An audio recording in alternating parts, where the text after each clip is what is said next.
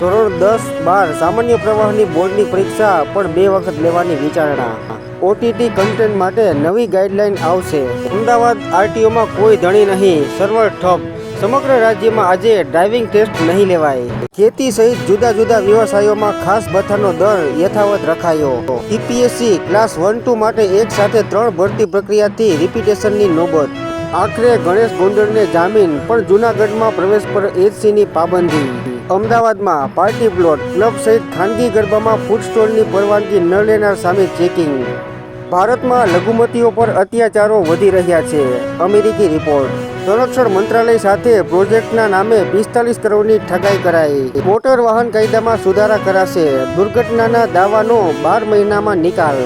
પુણેમાં ચાલુ સ્કૂલ બસમાં 2 સગીરાઓ પર જાતીય હુમલો, ડ્રાઈવરની ધરપકડ. આઈટી અંગેની સંસદીય સમિતિમાંથી જયા બચ્ચને પોતાનું નામ પાછું લીધું. સરકાર દ્વારા પીએમ ઇન્ટર્નશીપ સ્કીમ લોન્ચ કરાઈ. અનામત લાગુ પડશે. ઈશા ફાઉન્ડેશન વિરુદ્ધ તપાસ સામે સુપ્રીમ કોર્ટે મનાઈ ફરમાવી. પોલીસને આગળ પગલાં નહીં લેવા ફરમાન.